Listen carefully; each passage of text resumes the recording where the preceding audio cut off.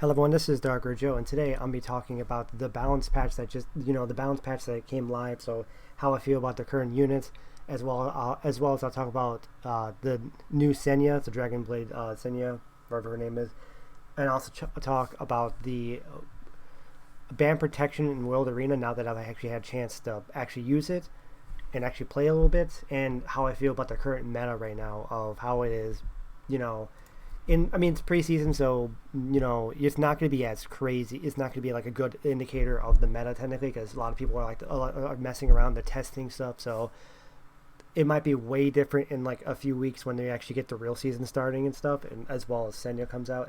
She's definitely going to shake the meta up for sure.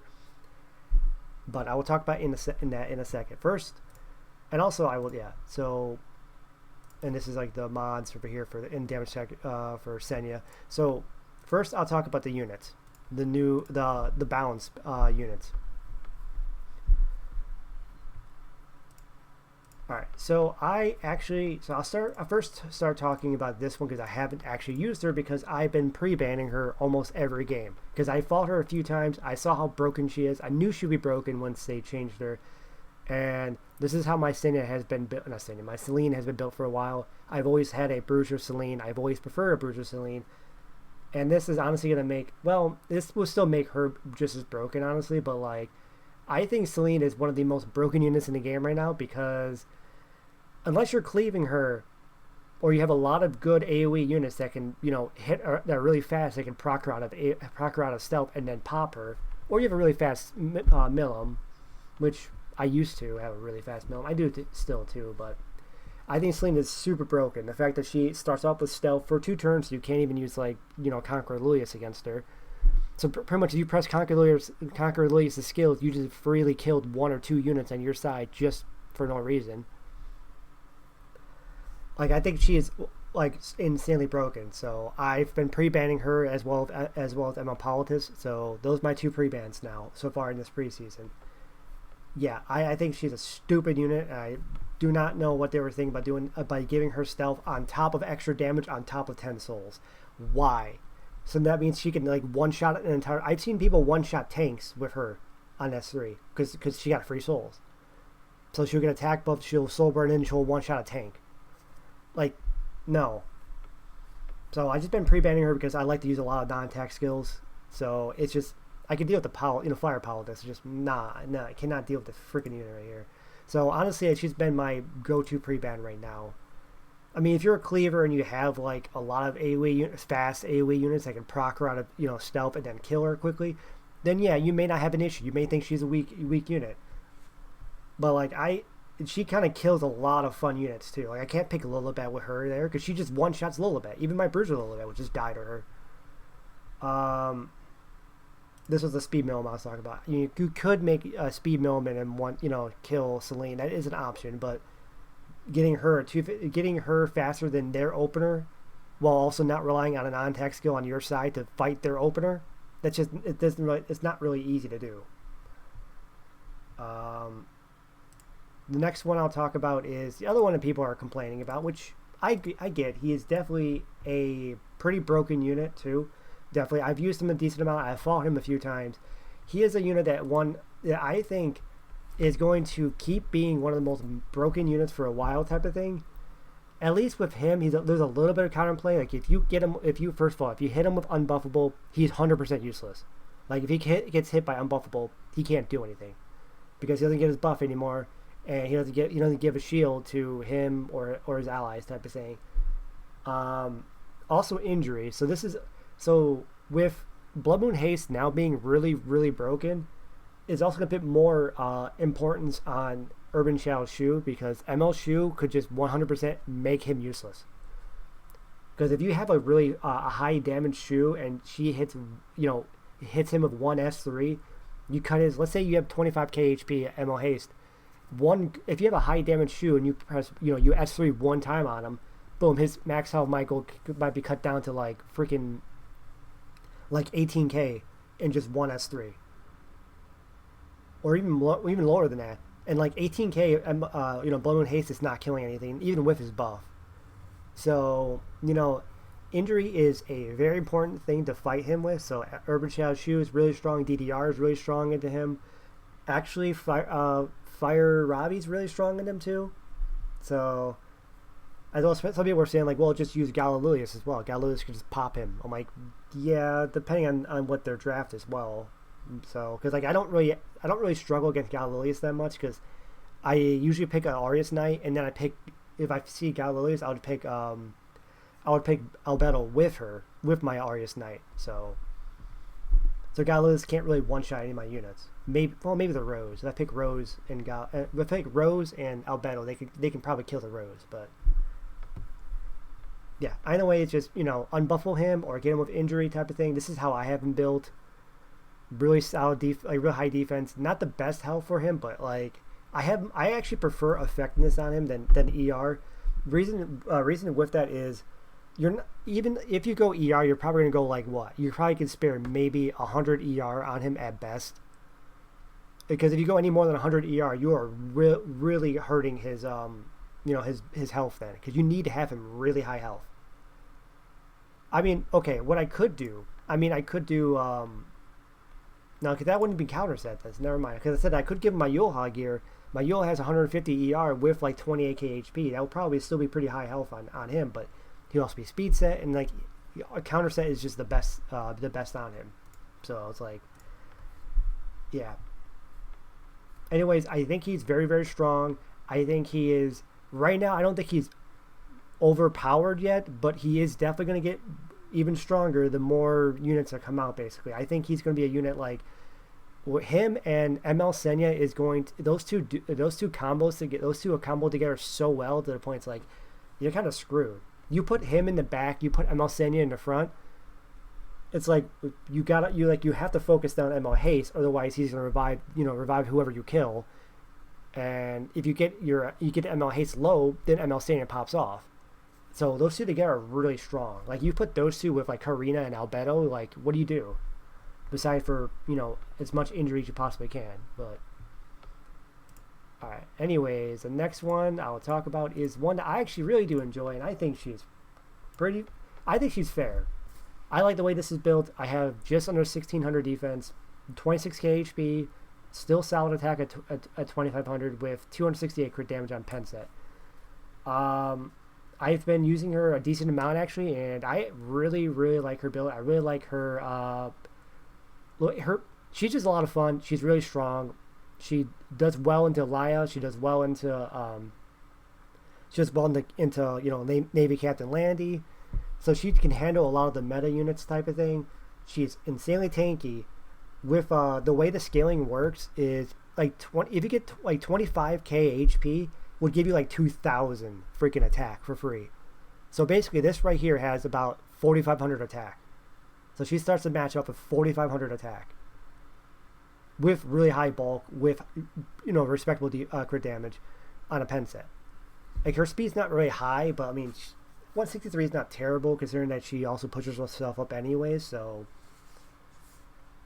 I think she's a really, really fun unit. She's very solid. She's finally back in the meta, and she's going to be really good until, like...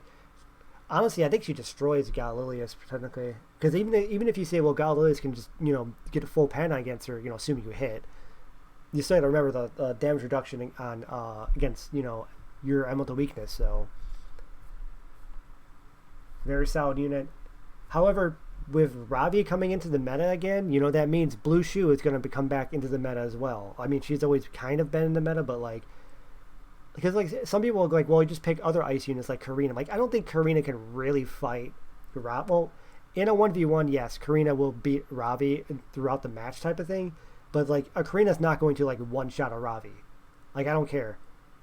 Well, I don't care how tanky or how amazing your Karina is. Like, especially against something like this, and you have mitigation, like. And if you can really survive at least, that initial S3, you can sustain through it and fight the rest of their team, and then fight the Karina afterwards. So, I mean, I don't know. I think with her going back into meta, I think people might actually start using Blue Shoe a bit more. I've actually fought someone pulled Leafy against me. It was not bad, but I could just injure the Leafy and then that's useless. So. I mean, maybe Luna might come back in the meta too. A counter Luna would be very scary because Luna definitely could fight a Raleigh. So, but yeah, I think very solid unit, very very good. If you have a Robbie and you haven't built her yet, then build her. This is kind of what you want to be at. If you can go faster with these kind of stat lines too, that'd be great too. But very very good. I don't even remember half the other units that was buffed. I think this was yeah. Okay, so Bologna, this is the old Bologna I've been using for a while before her buff. So I may switch over to a crit build. Right now it's kind of like it's just a drink build. It's kind of like how you would build SSB. You know, like her Seaside Bologna build. I got her on this kind of build. And I think drink's not terrible on her because if you think about it, your first 3 turns is always going to be an AoE. Because, like, your first turn, you S3, AoE, so proc drink. Your second turn, you S2, AoE, so proc drink. Your third turn, you're going to S1, which is going to proc S3, which is an AoE, will proc drink. And now that they made it that your S3 does more damage if you proc it off of your S1. So I may switch her over to a crit build at some point and then test her out there, or maybe switch her to a speed build like a 260 speed with decent damage type of thing. Because I mean I do have the one that you push the enemy back 15% when you S3. So I think well obviously she's like queen of PvE. Like she is if you need PvE help, she obviously is like one of the best units in the entire game in PvE. However, in like RTA or PvP, I want to see if I can make her work. I think because she did get some damage boost buff. I think they made her S2 basically do the same amount of damage that you did back then with the. I think her S2 did more damage based off of more enemies. I mean, so I think now her S2 basically does that much damage all the time now. And then obviously they increased the. I think they increased the damage to the. Did they increase? I think they increased the damage to the S3, the base S3. And then it made it increase even more when, you're proccing from S1. And then S1 has extra turn. Which, honestly, I could see that being kind of decent on this, though. Because if you have 20 souls on her, you build her like 260 speed. Let's say your first turn, you S3. And then you get your next turn, you soul burn S1 into S1 into S3. That's a lot of damage. So you could actually definitely cleave. You can cleave with Bellona. Because S3, and then your next turn you soul burn S1 into S3. That's very solid damage. And then they still have Death Break on them from the last S3 you did. That kills something. So, I mean, hell, she could do a lot of damage. And she's still 115 base speed unit. And you could put her on, Guardian Light if you wanted to. So I think she has some potential to maybe be okay in RTA. I may test her out in a crit build at some point. Right now I might keep her tested out on this, though. I haven't really used her since I gave her that build. Who else is buffed? Kane, I don't even... In fact, I don't even think I haven't even upgraded Kane. Yeah, I'm not even upgrading Kane. I just gave Kane random ass gear. I don't have LPK build. I do have her. I just haven't built her. Wait, what? Oh, because I'm still in Warrior and Fire. Like, what the hell? Yeah, I still haven't built her yet. I think that was all the heroes that was buffed. The artifacts, I don't think I'm using any of that. Well, I know for the mages, I know for Abyssal Crown, I'm using it on. So now it's 27% on this one, and I think I have another one on Poly. Yeah, so plus 15 is a 22. Wow, it's pretty high. And then obviously, I don't think I'm using. No, that's Dreamblade. Who's got? Oh, you do. Okay, my Bruiser Haste. That's right. That's what I'm using it for. So yeah, I may switch this over to. I may work on RB again at some point and give that. Because I think RB is pretty solid with it. I don't know what the hell I'm doing with this build. Some of these units are just gear tossed on them just so I don't have to worry about them taking spots. Then let me go there. 14 minutes to talk about those units. So I guess I'll talk about this one now. This one, I have a bad feeling that this unit is kind of going to destroy the game. And not in a good way. So Obviously the same baseline as Yulha, Albedo, I think, and Fallen Cecilia. I think those are the 3 units I remember off my head that had the same stat line as this one. So solid, everything you want for a tank basically. Really high defense, really high health, not the worst speed for a knight. Pretty much that. You don't care about any other stats, especially because she doesn't crit, so she doesn't care about anything else. So for anyone who hasn't seen this, or I'm sure the guys have, okay, so the S2 increases max HP by 10%, which makes her pretty much the tankiest unit in the game outside of maybe Eaton might still technically have more health because Eaton gets 20% health, but he's also a 3-star. I gotta see how high Eaton's base health is before this. But either way, either the tankiest or like the second tankiest unit in the game. At least stat wise, because obviously she doesn't give herself DR or anything like that. So, but yeah, basically when a unit in the back line drops below 50%, and after being attacked, it dispels all debuffs from herself and the ally, and then gives a massive ass barrier to them, as well as gives herself Alpha Punishment, which means cannot be affected by any debuffs or harmful effects. I've seen people talking about this, like they're confused of what this means. Okay, so basically think about it this way. Rem. So Rem has unaffected by debuffs and some harmful effects.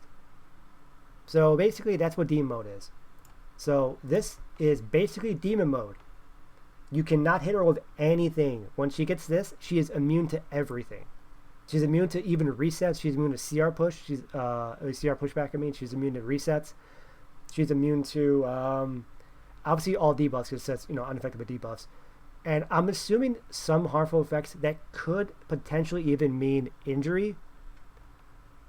That I am not 100% sure though. That might be a test if anyone who has people to really test this with, to see if you can proc Rem's demon mode and see if you can injure her, or anyone who's remember fighting her as much. I don't think injury was super common back when Rem was meta. In fact, I don't think injury was even out during the Violet Rem meta. So I don't remember if her demon mode protects her from injury, because that might be also in that. Obviously, if she's injured before it procs, though, it would stick. So stuff like Urban Channel Shoe is amazing for lowering her health down a lot and then proccing it later on so that she has low health. Because like even if you go by their list though, they had her at 37,000 HP.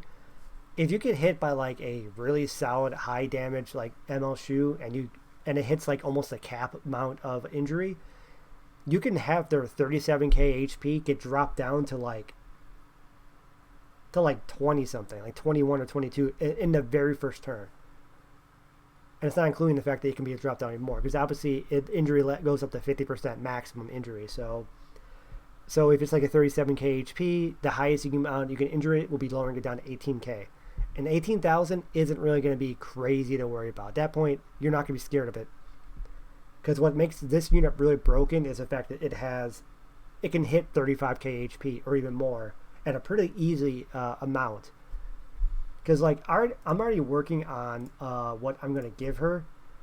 Since I don't, obviously she's not out yet, so I can't. But I did give the gear over to Fallen Cecilia. So this is basically the gear I'm going to give ML Senya when she comes out. I'm having her hold it.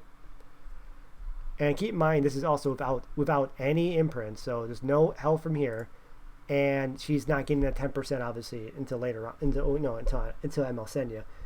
So when I looked at this and I found out, like for example, this would basically be like I think 1,200. Like if I go into a calculator type of thing, right? I go, well, no. I did not want that one. Wait, I didn't mess this up, right? No, we're good. Okay. So let's say, for example, I think her health was like 6840, right?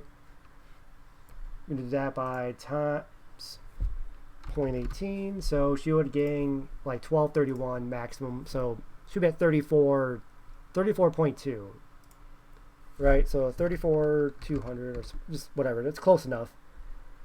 Times 1.1. would mean that she would have 37,631 HP on ML Senya. If I triple S ML Senya and I when I count the 10% from the you gain, you get almost 38k from that. And I can still get another like 300 health off this because this is only a plus 18. So eventually, if I bottle this up to a maximum, or I use my Albedos, because my Albedo has a max one, there'll be an extra like 300 health on that. So I can hit 38k HP on ML Senya with this gear. So yeah, pretty solid health, pretty strong. So that means her cap will be at 19k injury then. So pretty strong. And so basically, because I actually was like, I kind of stopped halfway of what she does type of thing. Where obviously she gains health. She gets a barrier to the back row if the back row gets under 50% health, and then she gets herself, she cleanses herself and the ally in the back, and then gives herself Bridal Prayer, which is activating the ability type of thing, which is obviously gives her, which is the one that gives her the barrier type of thing. Also, it resets the cooldown of this too, so she's technically not screwed over by like Lua, Noctwool, or like Flitica. I mean, maybe she could be screwed over by Noctwool because the seal, and I don't remember how it works with Bind. I don't know if Bind stops this from activating. I think it will actually. Wait, I think it depends on how it's worded. Dispels all bullets from the caster and the ally in the back and activates. Okay, no, so it will not work. Okay, so you could seal her, but Bind does not stop her from activating her passive because it dispels the buff and then it activates it. Since it activates it, that's the animation, which means it gets past Bind. And you could also, and Brigitte actually doesn't stop her either, because Brigitte's block ability and the whole anti-cleansing thing that she has in her kit, if it's stopped by self cleanse, it doesn't work. It still gets it gets removed by self cleanse. So basically, Brigitte doesn't stop her at all, and Noctwool only stops her if you land a seal. Like if she's sealed, yeah, then she can't proc this, and then she loses everything. I think she even loses the HP too, which would be kind of weird then. But like, yeah, in that case, seal really screws her over. But Bind shouldn't do anything to her. Yeah. So then we go to this one. Oh, this is yes. This is yes. No, it's still the yes. I'm still in the S2. Here it is. Okay. Pierces through the attack, increases combat radius of the caster and the ally in the back by 30%, which is already pretty solid. Pushing herself and pushing the ally in the back, and then penetrates all defense without and not triggering crit. And then when the caster is granted Oath of Punishment, it attacks everyone. And you soul burn it for extra damage. And obviously, also Oath of Punishment, like I said before, it basically gives you Rem's demon mode because you can't be affected by anything in the game basically. And then if you attack on your turn, you deal a 2,500 fixed damage as well. So, and it shows right here. Wait. Oh no, that's what. Okay, no. I skipped it though. I was like, wait, why is it not showing it? Here, I'm gonna skip over it. All right, here it is. So, as you can see right here, obviously this is because of her damage limit type of thing, and this is because this is Junua. So yeah, so 12,883 damage to Landy, 14,172 to DDR because of the element advantage. So pretty much a 37k HP with. It's basically they basically had portrait level artifact, so it was basically portrait. So with a portrait kind of artifact and 37k HP with soul burn and the passive thing, you did 12,800. Keep in mind this is true damage. This ignores all defense. So obviously you could still use Aureus or Escort to reduce it. They didn't have it here, so with Escort it probably would have did like 10,000 here and maybe like 12,000 here. But either way, this is AoE 10,000 damage. Remember when what was his name? Twisted Eidolon Karen came out, and everyone's little and at first people kept thinking he was broken as hell because he was doing he can potentially do 10,000 damage to everyone. And then when I obviously realize, it takes this super long time to build up and to do it type of thing. Yeah, no. This unit could do it basically on her very first turn, assuming that your backline just takes 50% of her health.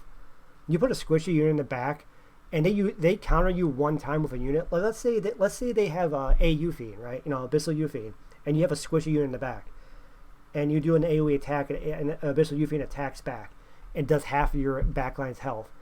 Well, you just pretty much got for free. Your Senya can now do like 12,000 to 13,000 damage to the entire enemy team.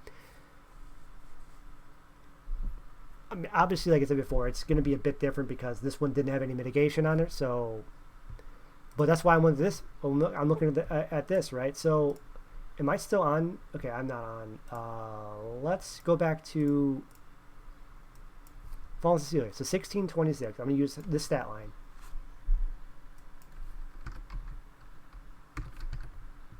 Oh, I said 1626, not 16.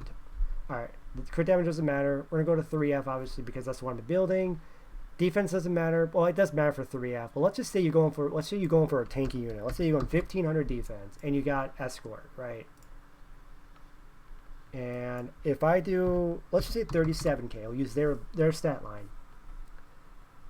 And at first you might be thinking, oh, that's not that crazy. Like, well, first of all, I mean, base S3 at that point would be 8. Oh, wait, hold on. My bad. I forgot. Oath of Punishment. Boom. Okay. So, Oath of Punishment. So, that means your base S3 would do 10,545. Through 1,500 defense, which, again, it doesn't matter for her S3, but it does matter for her 3F proc. As you can see, it changes a little bit by increasing defense. Not to be a big difference, but yeah. I'm making sure I'm still recording. Okay.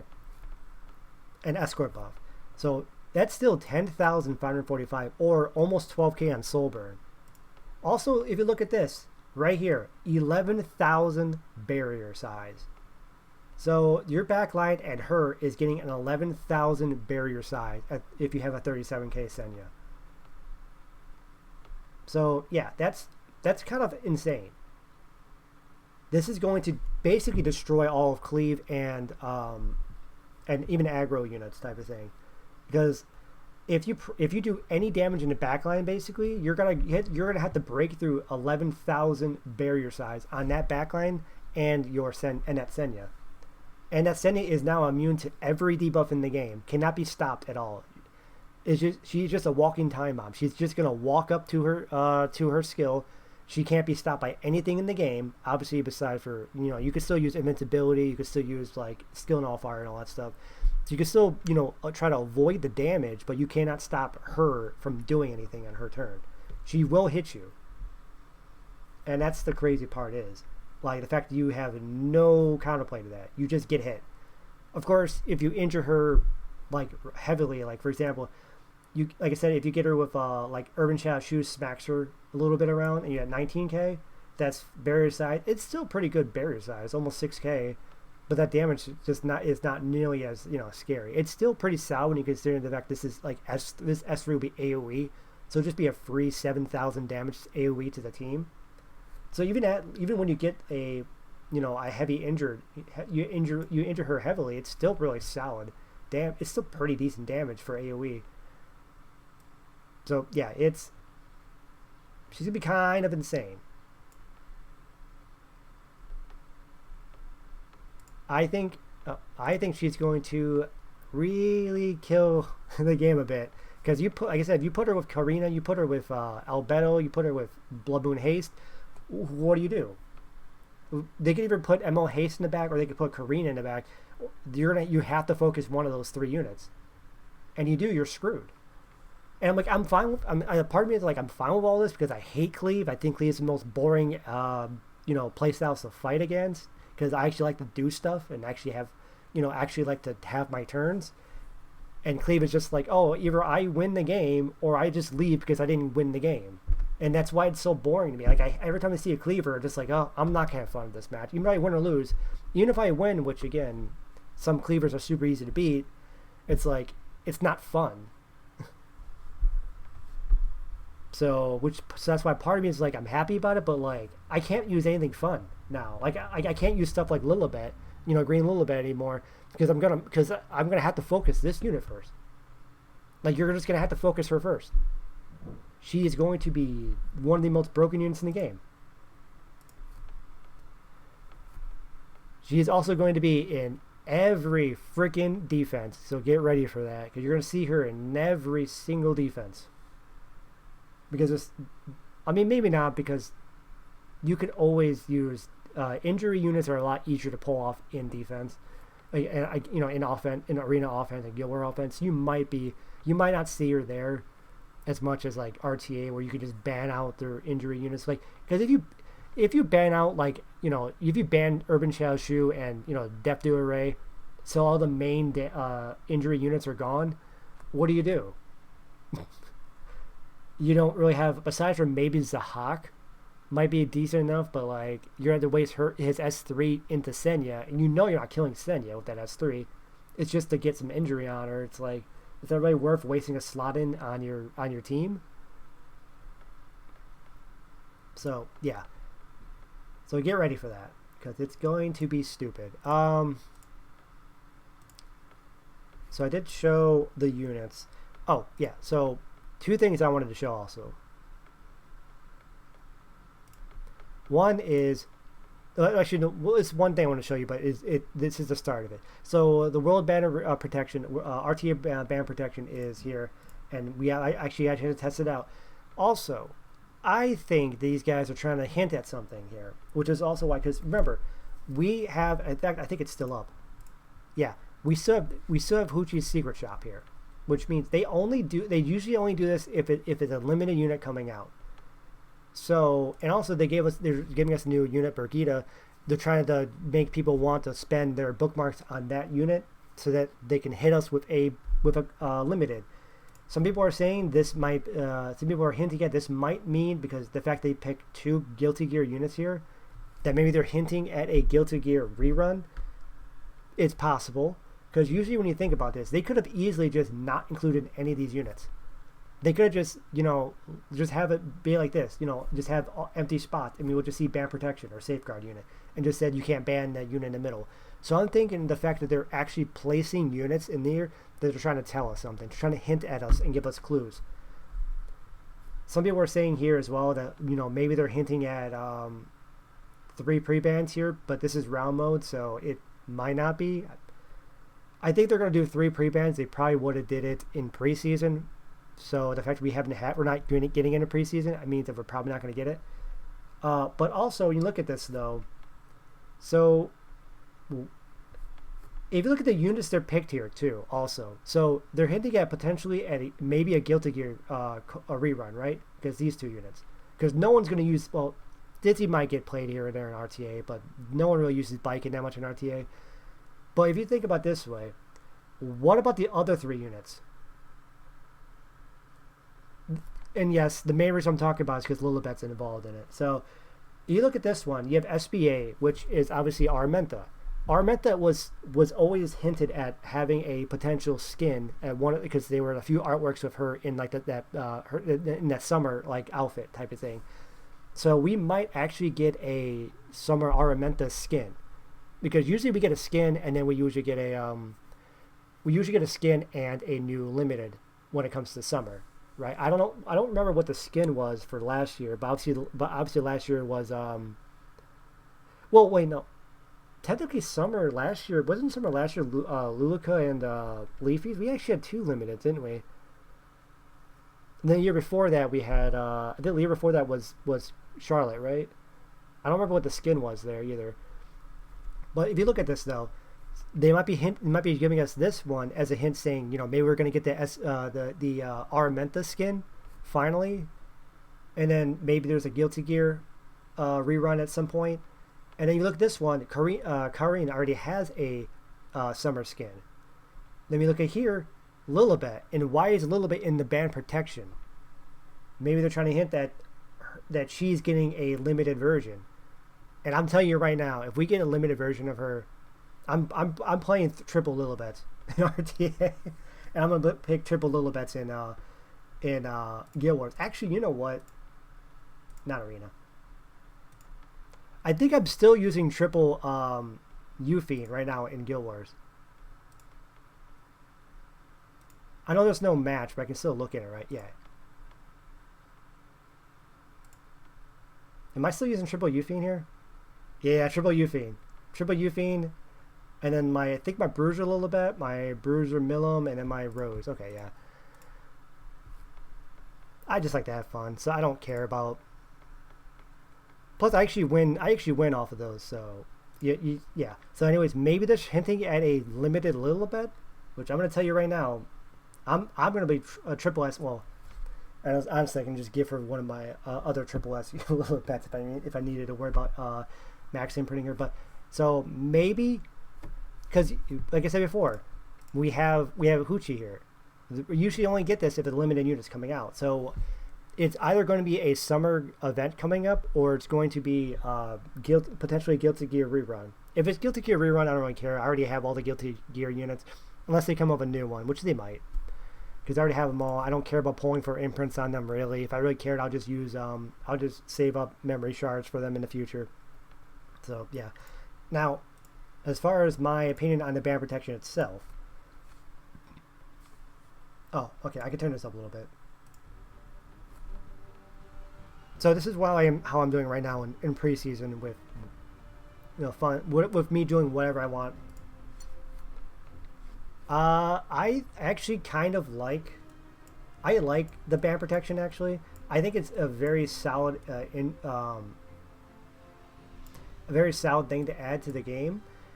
It can definitely be abused though, and it is very scary though. So I think right now it's not so bad, but I could definitely see in the future when people start catching on to this and how to properly draft with this, that people are going to start doing stuff like, oh, I wanna use Death to Array. I want to abuse Death to Array. They're going to the main units that you can use to fight Death to Array is stuff like what? You can use stuff like Moon Bunny and ML Sharoon, right? So they might go, all right, I might pre-ban ML Sharoon and I might first pick Moon Bunny.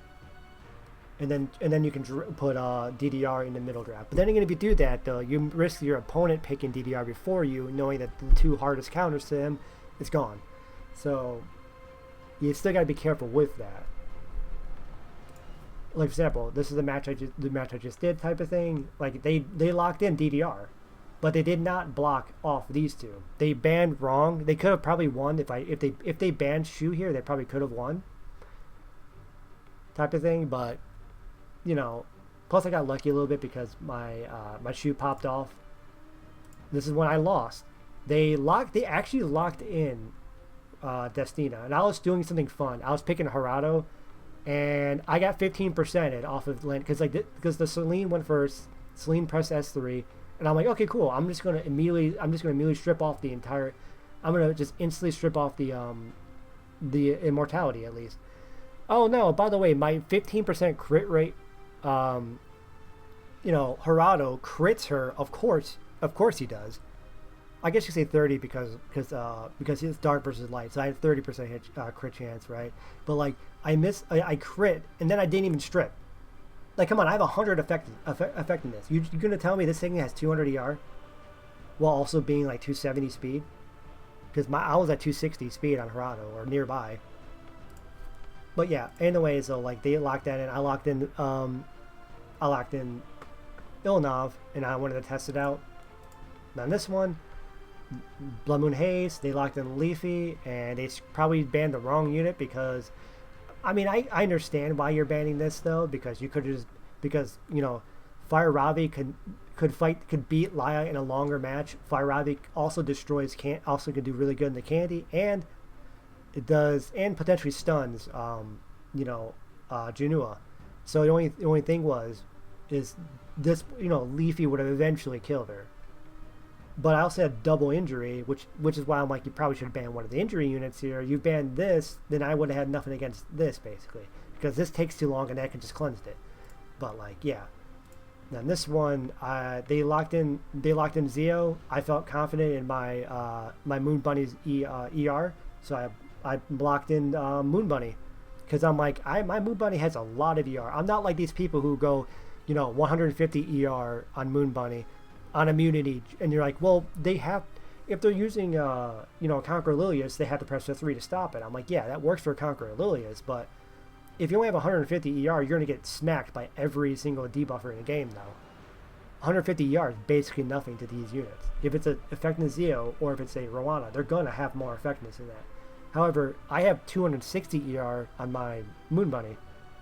So, you know, also, yes, Ravi and Lilibet, I think this is the one that, like, Ravi kind of carried, but they focused too much on Lilibet because Bruiser Lilibet is insane. I wouldn't say insane, but fun. This one, I like that, but they picked Galileuus, and I'm like, I don't think they're gonna ban Albedo, and they're definitely not gonna ban Rose. So I was like, you know what, I'm gonna lock in, Urban Shadow Shoe just so I can screw over the Laya, and that's pretty much what happened. They probably should have just straight up banned this because this could actually again fight the Janua.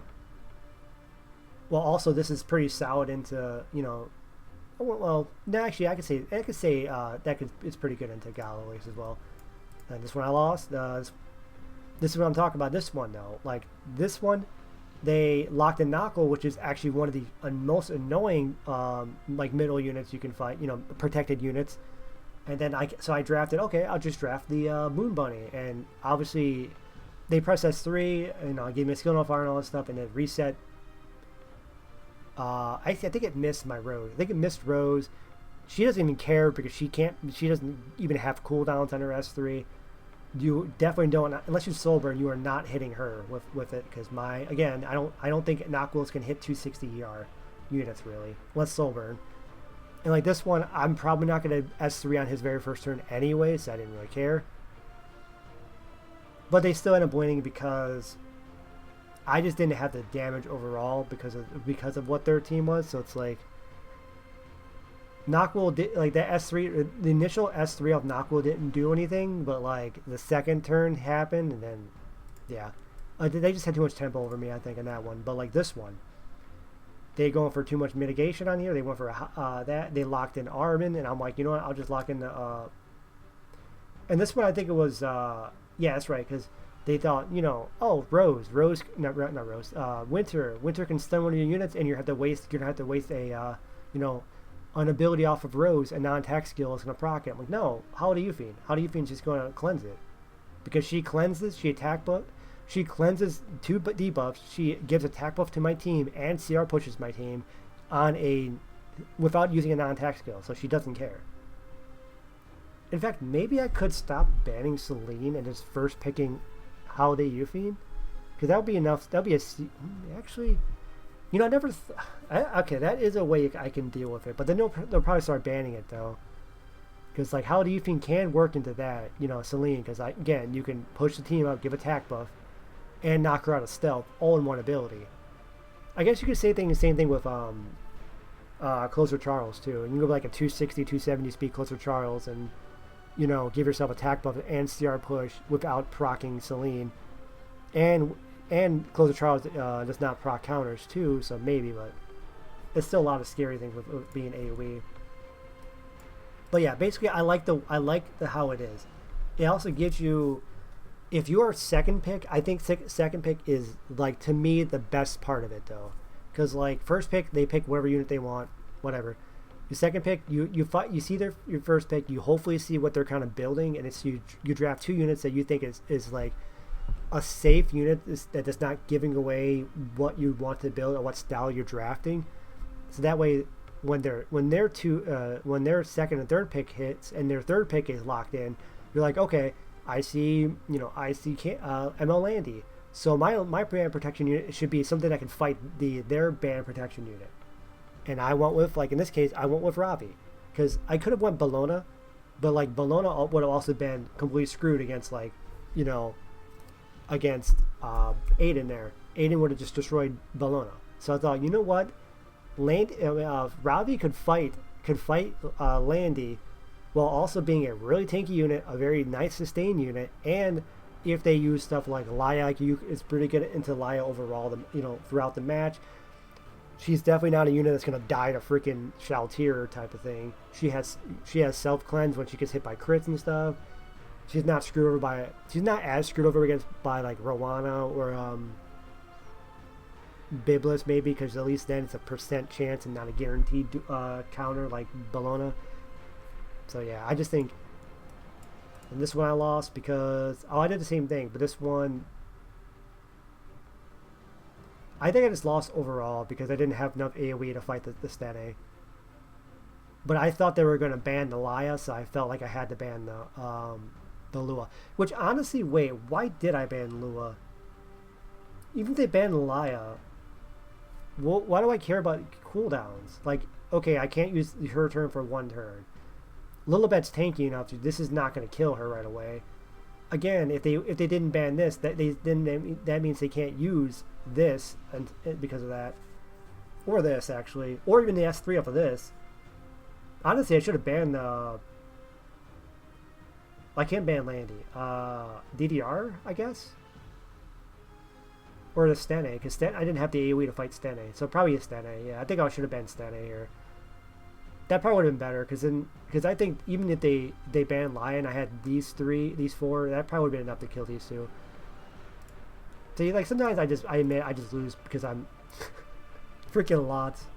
Oh, this was a fun match. Okay, I saw they were doing fun stuff. Well, no, they did fun stuff afterwards. They used freaking Ord and Assassin Kali.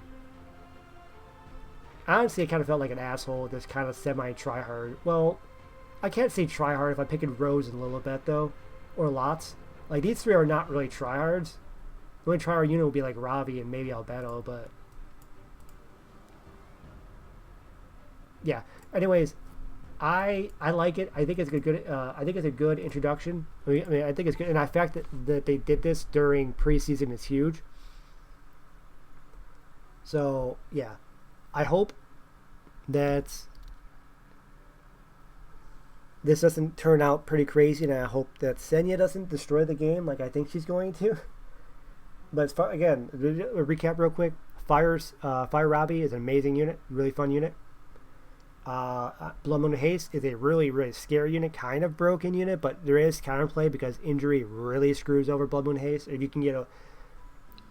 I think now you want Urban Chao Shu even more than you ever did before. Because I'm telling you right now, oh, I don't think I showed Urban Chao Shu's stats, like what I mean by a crit damage or a high damage build. Yeah, so you probably want Urban Chao Shu like more than you ever did before, because being able to hit a high amount of injury off of a unit right away, because like this, I remember fighting like a Laya before. They didn't have any mitigation, but I was smacking Laya for like 11k when you proc, the 2000 on top of it. So without the 2000, it'd be like 9,000. But still, that means I'm getting the cap amount of the injury right off the bat. So that means I'm doing, what's the maximum on here? 25%? All right, so I'm doing 25% injury off of this, plus 2,000 injury on top of that. So that's probably, and see, 25%, and most lives are like 27k. We'll just say 28k to make it easier. So we're looking at what, 7,000? So 9,000 injury in one turn, potentially. So if you're at 27,000 or 28,000, you're down to 19,000. And that point, 19,000 health like Elia is not going to do that much damage, especially when it'll still take you 2 or 3 turns to proc it, and then by then she would have procced even more injury. So like I think she is honestly going to be even more important coming forward, because yeah, her being able to like quickly and like nullify a lot of damage off of Blood Moon Haste, off of ML Senya, and off of like Laya immediately like that is so important. Until they actually figure out a way to like give us actual counters to injury, I have a feeling that yeah, Urban Shadow Shoe is going to be like a must-have unit now, specifically against a lot of those units. I mean, luckily Fire Robbie doesn't care about injury all that much, besides for, losing bulk, basically, but yeah. Speaking of that, now that we know how successful that is, a Smilegate, can we get that same treatment for our boy Charles here? Can Charles now get that same treatment? Because I kind of miss the whole corrector posture. He needs to start fixing these kids' posture now, because there's a lot of people out here who are newer to the game, who haven't been playing this game that long. they didn't know they never experienced the horrors of Charles back in like what 4 years ago, 3 or 4 years ago when Charles was like dominating people. Like he is definitely one of the most funniest people to watch though. Like when you pull him out in that World Cup last year, he was fun to watch. You're just like, oh, he's gonna do it. He's gonna do it. He's actually fun. He's one of the most annoying units to fight though. Yeah. I mean, you could do it with Mort as well, or even, or maybe even like Ilonov. Ilonov would be fun if they had like, well, actually no, because they're not attack scaling. They don't really care about attacks. That's not really a good example of that. Yeah. Also, because of Fire Robbie, like, what's the point of Charlotte now? I guess the only thing like Charlotte has is that she's always AOE. Oh wait, no. You know what? Charlotte could do it too. You can give Charlotte that ability too. You know, like giving her attack based off her HP, just like Robbie. That'd be really good. That'll make her. That actually might make her broken. Now I think about it, because she's always AOE, and she has window, and she has open. She's got a lot of good artifacts she can use, like this or 3F. Honestly, oh my god, imagine 3F on her. You're guaranteed critting. You can go for like 30, like 25k HP on her with 3F, and then if you have it, so you gain all this free extra attack on top of it. Maybe I don't want that to happen. Yeah. Anyways, that's my thoughts. I did not mean to make it a 50-minute video, but yeah, I did. So this will probably upload on Thursday. But I will. So until then, I'll see you guys next video.